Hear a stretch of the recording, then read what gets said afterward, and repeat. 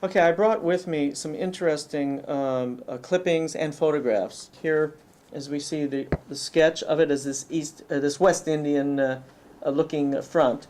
The construction work is under the supervision of Carpenter Brothers of Cannon Drive. You know, the Pantages Theater was built before this bar theater was, but you know, it was an Oriental design. And also Grauman's Chinese. This is from the Beverly Hills Citizen, and they would constantly be putting in here. This is the Security Trust and Savings Bank. This building is still there. Right, which is northwest corner of Cannon and South Santa Monica. Yeah, Little Santa Monica. That's right. Except it was refaced, and it's now a salon. In 1925, after the theater was built, they put in these wonderful ads. Look at. We have this as an article from the Moving Picture World of 1925, August 22nd.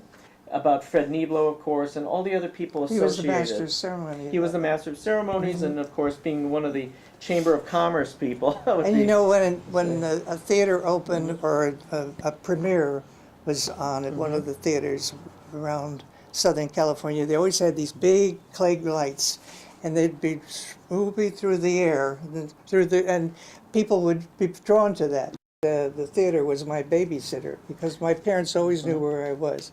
I'd see a picture over and over again. I'd go the next night and I'd see a picture. And I kept a diary of some of those pictures I saw. And I'd say, it was nice, or it was a really great picture or something like that. And I'd be sick some days and I wouldn't go to school, but I'd always go to the theater at night. When my father had the garage, this Mrs. Pitt, who opened a very fine restaurant there, where Armstrong and Schroeder moved to up on Spalding, well, she started a restaurant there. And she had two monkeys, and she kept them in a cage out in the back garden. And our dog that we had, he was a big dog, he went over too close to the pen, and one of the monkeys grabbed a hold of his back and just ripped off his back. In 1989, there was a little article here in the Beverly Hills Courier with your picture in it, and talking about how it opened in 1925, helped Realtor close deals with the stars, her father, of course. This design of the theater became an icon of Beverly Hills. In other words, that corner of Wilshire Boulevard and Beverly Drive. You can see it in every direction. Beverly when Hills. I come down South Beverly Drive from Pico and I see that beautiful dome Or up there. down Wilshire. Or Wilshire, either way. Either way. And here's the finished product as it was in 1925. Yeah, when there's my father's office. The real estate office. He had offices upstairs, and what were too. these other Well, stores? there was a second floor, and he had two offices up here. This is the chocolate shop. This one. And this was a woman's dress shop. And then this one. And that was the radio. This was where that bungalow court was. This sort of became the community center, the community theater in was. Beverly Hills. And sure the was. theater and the stores and everything started to grow around it. Rodeo Drive in these days was literally a bunch of little tiny houses and a bungalow that's court. all there were.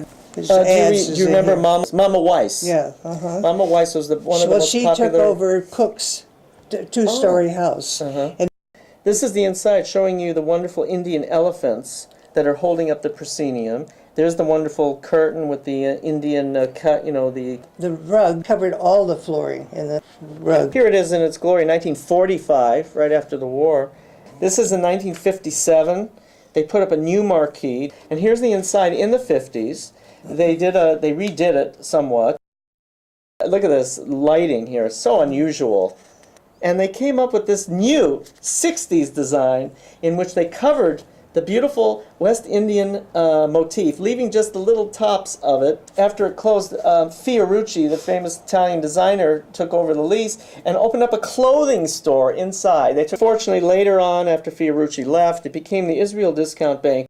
When there was a theater, they used to, the studios would use it as a backdrop for... Oh, yes, they shot on location. I'm still working on it. My mother would be looking for me, and here I'm up on the stage entertaining the actors, doing the shuffle or something. We're so happy that you are around to tell us the truth. Well, I'm glad I am, too. When I went over to one of my doctor's office over in Linden, and that's a big medical building there.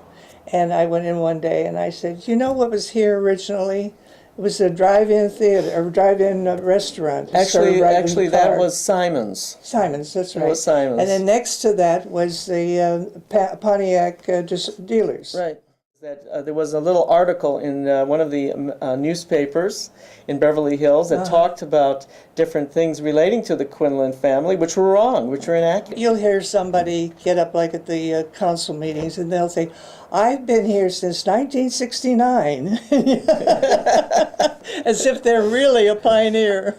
And let's point out some of the interesting things about it relating to real estate and your father and all this. So what you were talking about, these permits, what was this building about? permits. Well, yeah, one says here, Ernst Lubitsch, 616 Beverly Drive, bathhouse, $800. Mary Pickford and Doug Fairbanks really were the ones that publicized it the most. And oh, here, look at this. That's Glimpses of stars at home. Oh, that's your theater. The stars have filmed them in their own front yards.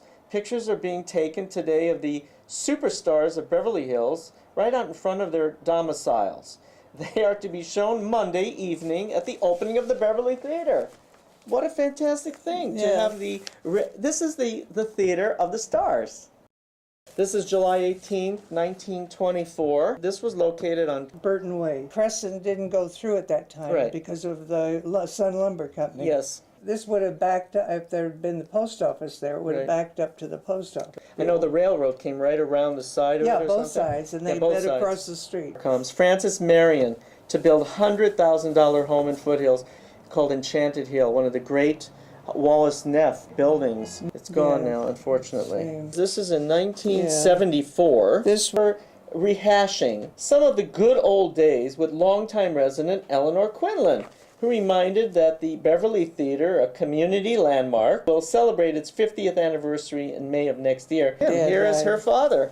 This is January 15th, 1944. Dan Quinlan, pioneer realtor here, died at his house. He had lived there for 24 years.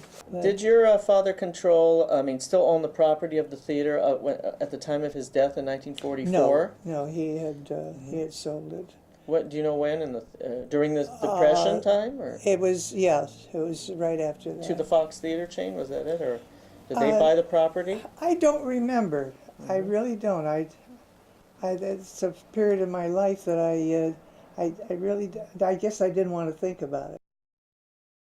Oh, look at these wonderful pictures. This is in the LA Times. Picture here on the right of the group. And then other shots of the children at Hawthorne Children's School. This is in 1935, 1929. Now this is the Beverly Hills Bulletin. Let's see, this is October of 1962, which is Beverly Hills Past Recalled. And we have here all about Will Rogers helping to get the post office, and the first house built in 1907, and the bean fields. The bean fields of the Spanish Rancho. The anniversary edition pays tribute to the city. You know, on South Beverly Drive, there never were any houses down there. There were a couple of bunkhouses. Right. The racetrack, the speedway. Oh, yes, right. Because it didn't burn down. No, it was moved to Culver City. It was moved to Culver City, and then it would burn down. You know where the little jewelry store is on Cannon?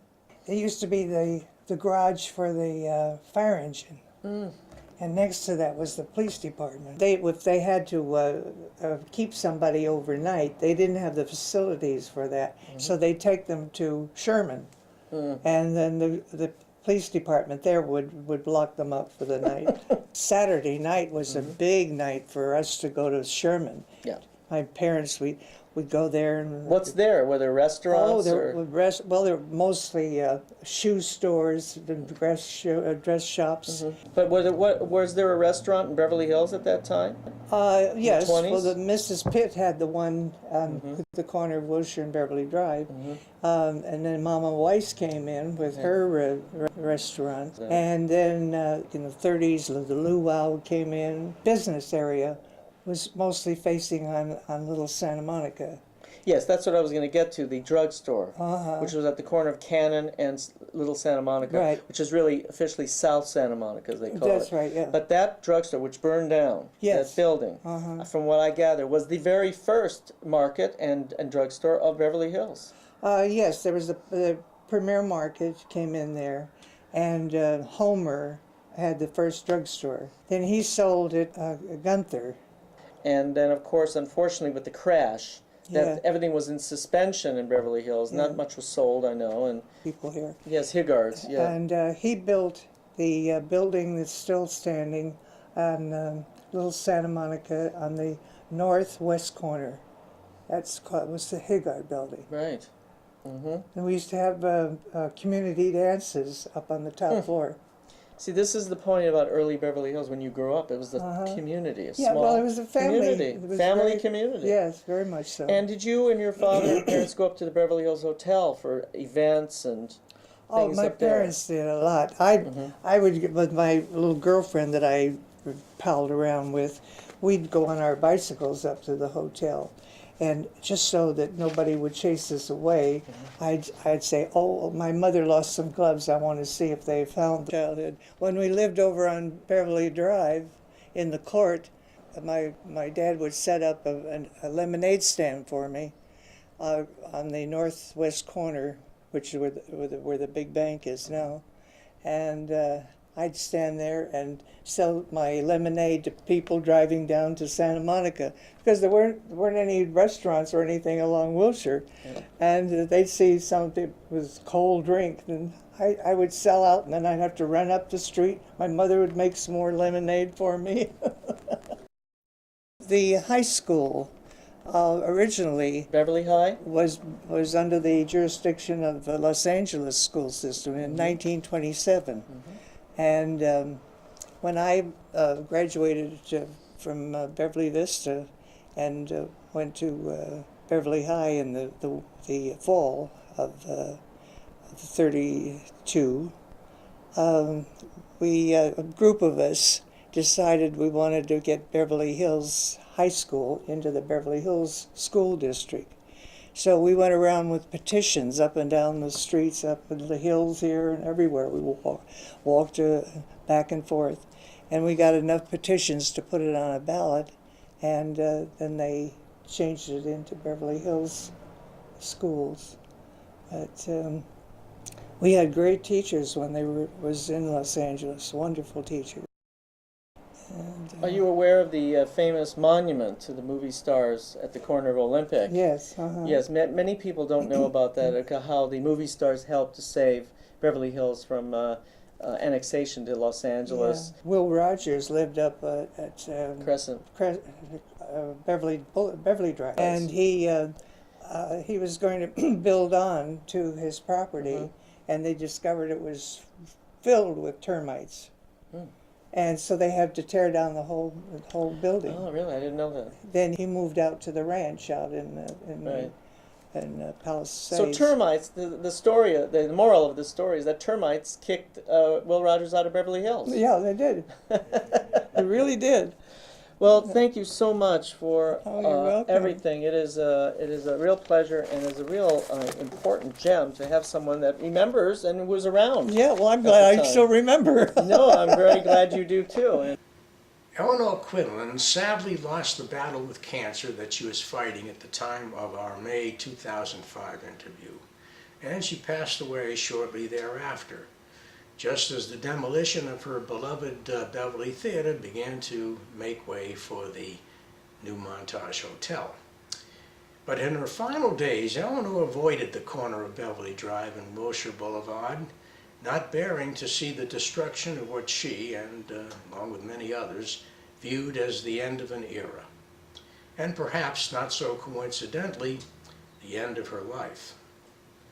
In passing, Elinor Quinlan left valuable written and spoken memorabilia to the city of Beverly Hills and the Beverly Hills Historical Society, describing what life was like in early Beverly Hills.